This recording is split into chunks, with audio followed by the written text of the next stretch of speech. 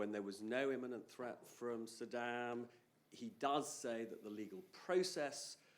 What are you apologising for today? For the mistakes. But what mistakes? What are the mistakes that you acknowledge? The mistakes on planning and process, I absolutely acknowledge. And I accept responsibility, and I'm not passing responsibility off to someone else. I accept full responsibility for those mistakes. But it's not inconsistent with that to still say that I believe we took the right decision. And the difficulty with a report like this is those two things get mixed up together.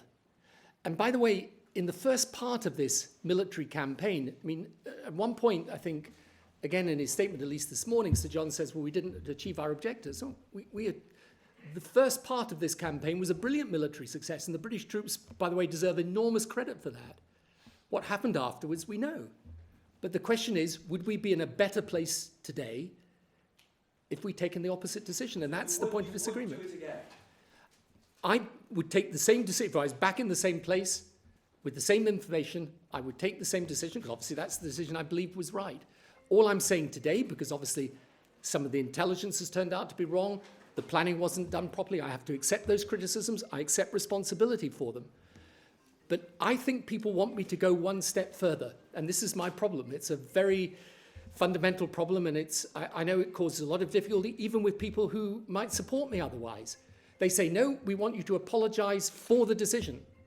I can't do that. I can't honestly tell you, and I'm in the Middle East 2-3 times a month, and I tell you the roots of this terrorism go so much deeper than what happened in Iraq. We got caught up in the problem in Iraq. And ultimately, if we're not prepared to take these types of decisions and engage in this way, we will make the world less safe, which is why I believe in 2013, I think it was, when Parliament had to take the decision on Syria and chemical weapons, we made a fundamental mistake. I mean, I supported the Prime Minister at the time. And Libya shows you, and he very fairly today in his statement accepts how these things are difficult.